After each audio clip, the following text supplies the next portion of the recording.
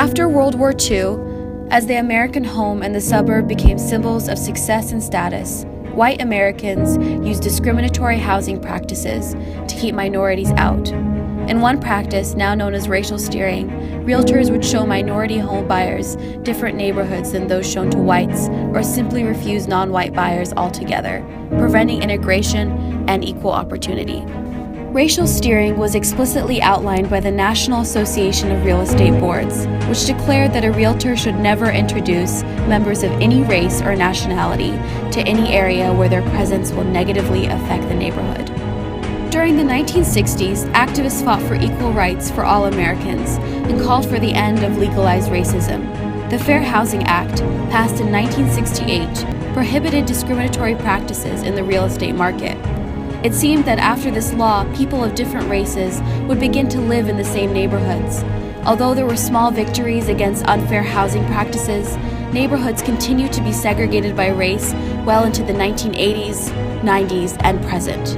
Minority populations made stride towards attaining equal employment and better wages, but still, neighborhoods remained separated by race. How did this happen? Realtors understood that racial steering was a convenient tool to prevent progressive change within neighborhoods, maintaining the racial status quo. The practice remains subtle because it occurs on an individual level, managing to dodge legislation. Therefore, steering has become deeply embedded in the real estate industry. Realtors often rely on negative stereotypes to explain their practices, including a belief that racial minorities are somehow less moral than whites.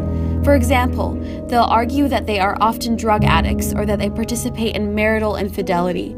Realtors even argue that integration will lower home prices in these neighborhoods. Furthermore, realtors claim that people of certain races often overestimate their wealth, so they are shown cheaper houses than they can legitimately afford. In addition to steering minorities towards particular neighborhoods, real estate agents are often simply less willing to show homes to minority home buyers. A 1979 study found that Black home seekers were not met with strong or dramatic refusals by realtors, but with seemingly reasonable excuses, such as not having the key or needing the buyer to make an appointment ahead of time.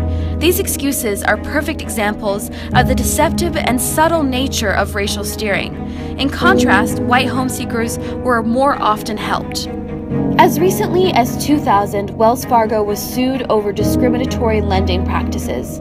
Their website featured a community calculator search tool, which categorized zip codes by traits such as low income, where the majority of the population is Black, or West Coast immigrants, where 70% of the population is Latino.